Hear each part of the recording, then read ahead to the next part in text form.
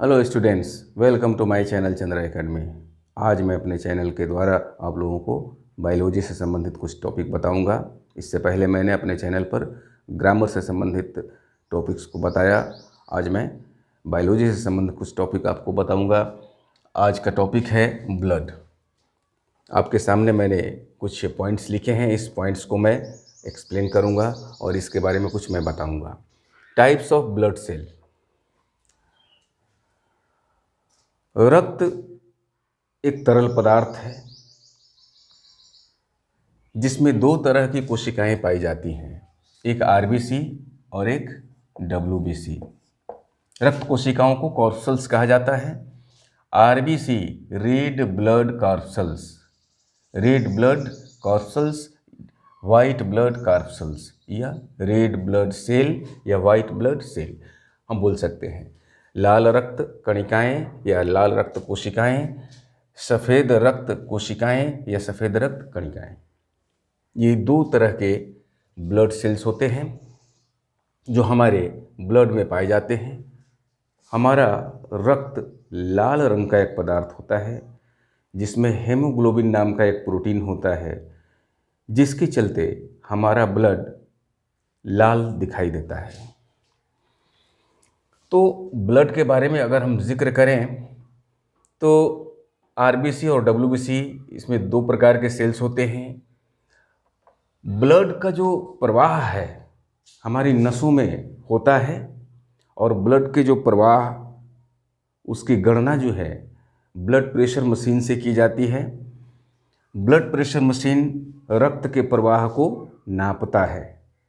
तो रक्त का प्रवाह हमारे शरीर के लिए बहुत ही मायने रखता है, बहुत ही महत्वपूर्ण है, कम या ज़्यादा होना इसका। तो रक्त प्रवाह के बारे में सबसे पहले हमें विलियम हार्वे ने बताया। विलियम हार्वे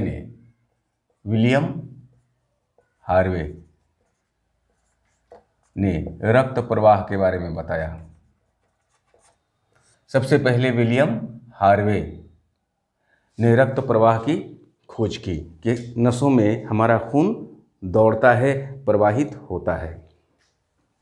रक्त एक प्रकार का कनेक्टिव टिश्यूज है, संयोजी ऊतक है। रक्त जो है, टिश्यूज की बात करें तो रक्त जो है एक प्रकार का टिश्यू है, तरल संयोजी ऊतक, यानी एक तरह का ये कनेक्टिव टिश्यूज है।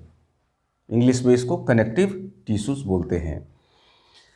रक्त का पीएच मान, इसका जो पीएच मान है 7.30 से 7.45 इसके बीच होता है। तो इसका मतलब है 7 से कम अम्लीय और 7 से जो ऊपर होता है मान तो क्षारीय होता है। यानी रक्त का जो स्वाद होता है वो क्षारीय होता है। ये वजन की जहाँ तक हम बात करें, वजन, तो वजन का अर्थ वाटर की तुलना में इसका वजन, पानी की तुलना में ये हल्का होता है या भारी होता है। पानी का ज़्यादा वजन होता है कि ब्लड का, तो ब्लड ये पानी से भारी होता है, पानी से भारी।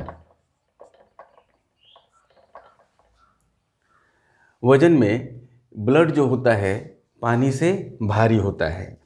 निर्माण की प्रक्रिया, इसके निर्माण की प्रक्रिया जो होती है, निर्माण की प्रक्रिया एरिथ्रोपोसिस कहलाती है। एरिथ्रोपोसिस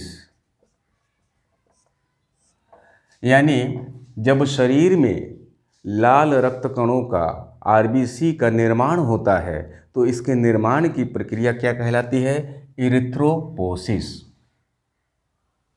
आरबीसी के निर्माण की प्रक्रिया एरिथ्रोपोसिस कहलाती है। आरबीसी का ब्लड में जब अधिक उत्पादन होने लगता है, हर चीज़ का एक लिमिट होता है, कभी कम कभी ज़्यादा और कभी ऑप्टिमम यानी संतुलित उत्पादन होता है। तो जब कभी कभी क्या होता है कि ब्लड के अंदर आरबीसी अधिक बनने लगता है तो इसका अधिक उत्पादन जो होता है अधिक उत्पादन, आरबीसी का अधिक उत्पादन पॉलीकाइथेमिया कहलाता है। पॉलीकाइथेमिया।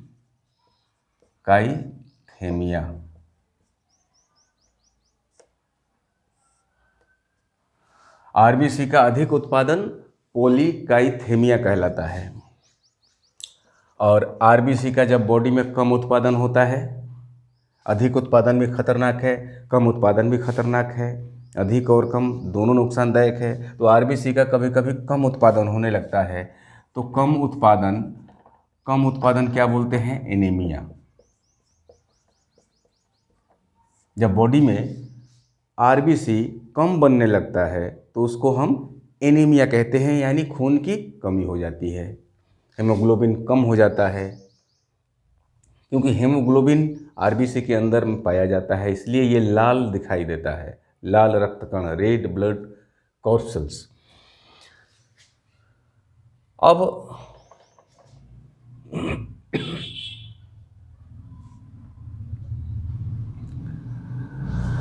हम लोग देखेंगे कि इसकी आयु जो है कितनी होती है। आरबीसी की जो आयु है, आयु की बात करें तो इसकी आयु 120 दिनों की होती है। आरबीसी की आयु 120 दिनों की होती है।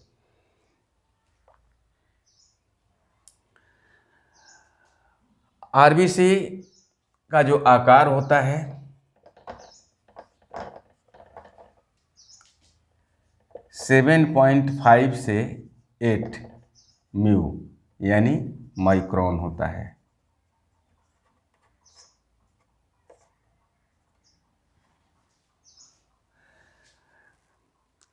आरबीसी का जो कण है, आरबीसी जो कोशिकाएं हैं, उसका जो आकार होता है 7.5 से 8 माइक्रोन, 8 म्यू होता है। आरबीसी के नष्ट जो है ये प्रतिदिन ये नष्ट होती रहती है और ये बनती भी रहती है। तो इसके अंदर हम देखते हैं कि लौह तत्व कितना होता है। लौह तत्व जो होता है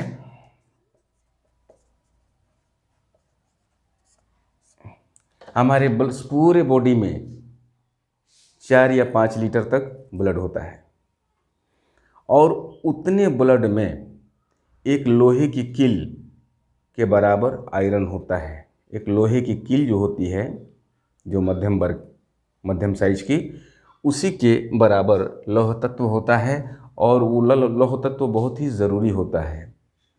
उसी के द्वारा जो है ब्लड में आरबीसी का एक फॉर्मेशन होता है। तो ये लौह तत्व जो है ये क्या कहलाता है? हीमेटिन।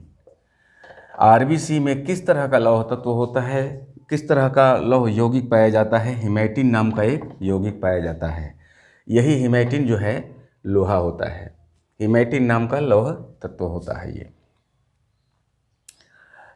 इसका जो लाल रंग है हेमोग्लोबिन के कारण, ये लाल रंग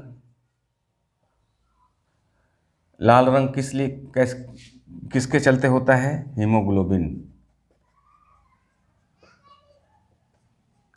हीमोग्लोबिन ये भी एक तरह का लाल रंग का प्रोटीन होता है। ये एक तरह का ग्लाइकोप्रोटीन होता है। हीमोग्लोबिन लाल रंग का एक प्रोटीन होता है, केवल प्रोटीन होता है ये, और इसी के चलते जो है ये ब्लड लाल दिखाई देता है।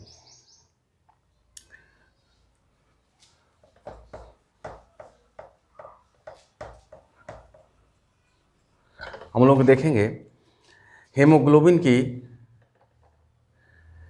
संरचना। हेमोग्लोबिन की जो संरचना है, इसके संरचना हेमोग्लोबिन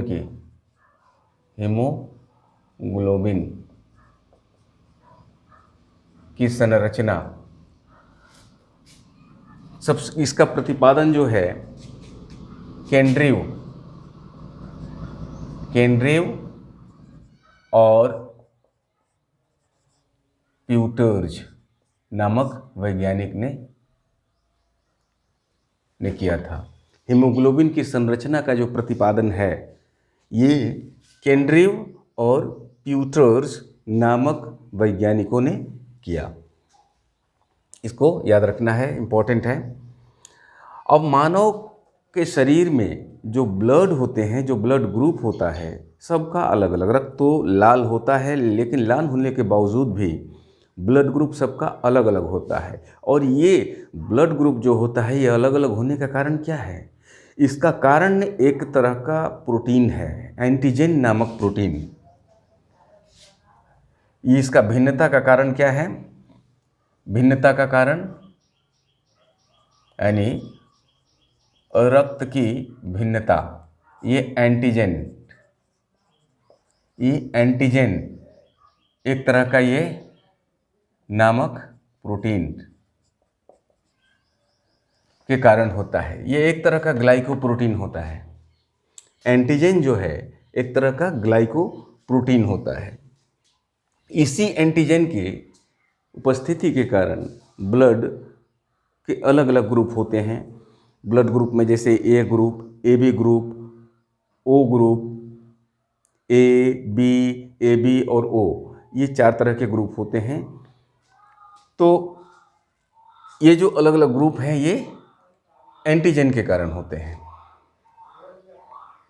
अब आते हैं कि रक्त हमारा अशुद्ध क्यों हो जाता है। ब्लड प्योर तब होता है कि जब उसमें ऑक्सीजन की मात्रा पर्याप्त मात्रा में होती है। ऑक्सी हीमोग्लोबिन, यानी हीमोग्लोबिन ऑक्सीजन से मिल करके ऑक्सी हीमोग्लोबिन बनाता है और हमारा प्योर ब्लड हो जाता है। लेकिन जब हमारे रक्त में CO2 की मात्रा हो जाती है तो CO2 के कारण हमारा ब्लड अशुद्ध हो जाता है।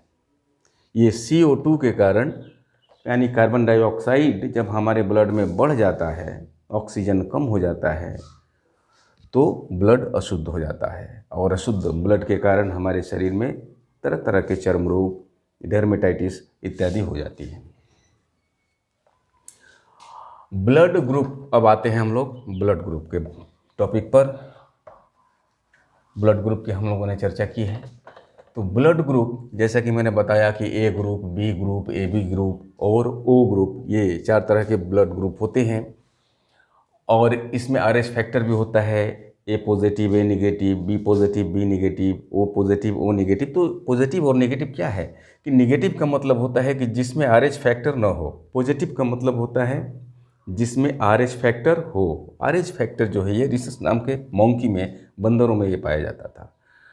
और उसका कुछ अंश जो होता है जो इंसान के ब्लड में भी पाया जाता है। तो इसमें पाया जाता है पॉजिटिव और इसमें नहीं पाया जाता है निगेटिव। तो ब्लड ग्रुप जो होता है इसकी खोज, ब्लड ग्रुप की खोज किसने किया था?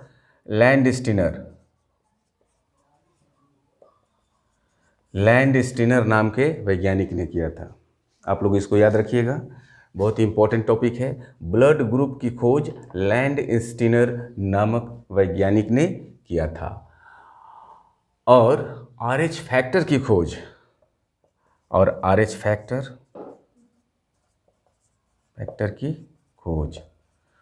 फैक्टर की खोज लैंडस्टीनर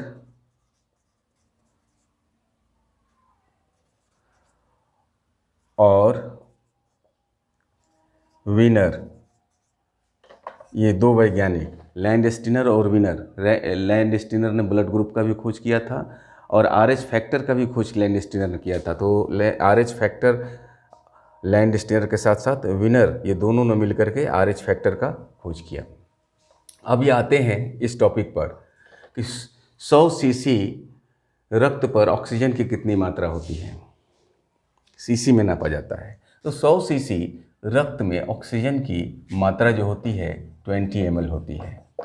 100 सीसी रक्त में ऑक्सीजन की मात्रा 20 ml होती है।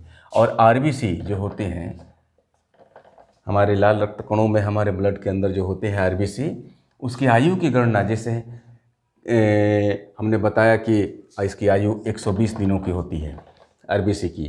तो ये कैसे पता चलता है कि इसकी आयु 120 दिनों की है? तो इसके लिए एक विधि है कि रेडियो सक्रिय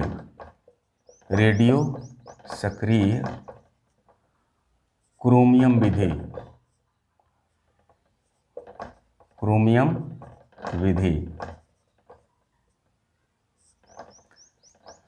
तो आरबीसी की आयु की गणना जो होती है ये रेडियो सक्रिय क्रोमियम विधि के द्वारा की जाती है।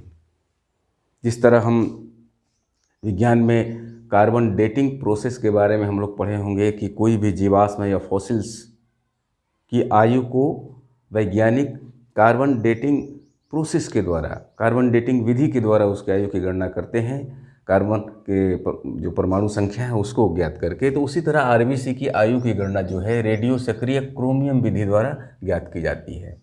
आरबीसी 120 दिनों तक जिंदा रहते हैं। आरबीसी जो जब मर जाते हैं 120 दिनों के बाद, तो ये ट्रांसफ़र हो जाते हैं। कहाँ ट्रांसफ़र हो जाते हैं? ये ट्रांसफ़र हो जाते हैं मरने के बाद स्प्लीन में। स्प्लीन यानी प्लीहा।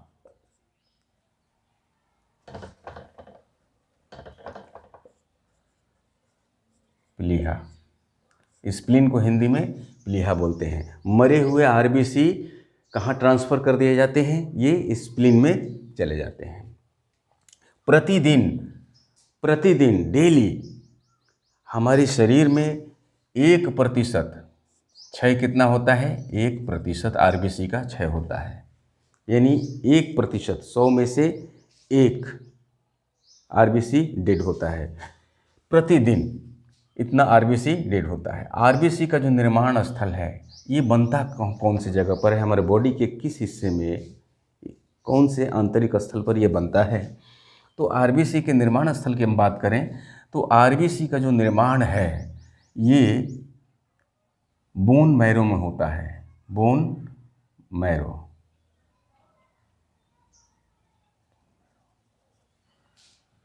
यानी इसको कहा जाता है अस्थि मज्जा। अस्थि मज्जा। आरबीसी का निर्माण स्थल कहाँ है? अस्थि मज्जा। हड्डी के अंदर बोन मैरो होता है, उसके अंदर बोन मैरो में आरबीसी का निर्माण होता है। ये बहुत इंपॉर्टेंट है। अक्सर ये कंपटीशन में पूछता भी है कि आरबीसी का निर्माण शरीर के किस हिस्से में होता है, कहाँ होता है? तो अस्थि मज्जा में होता है। अब ऊंचाई पर हम बात करें तो एक गणना के हिसाब से यदि 420 मीटर की ऊंचाई पर हम यदि जाते हैं, 420 मीटर की ऊंचाई पर यदि हम जाते हैं तो हमारे शरीर में आरबीसी की 30% कमी हो जाती है। 30% कमी हो जाती है। यानी जब हम 420 मीटर की ऊंचाई पर जाते हैं तो 420 मीटर की ऊंचाई पर जाने के बाद मनुष्य के आरबीसी में 30% की कमी हो जाती है। तो ये था आरबीसी से संबंधित टॉपिक, ब्लड से रिलेटेड आरबीसी से संबंधित टॉपिक।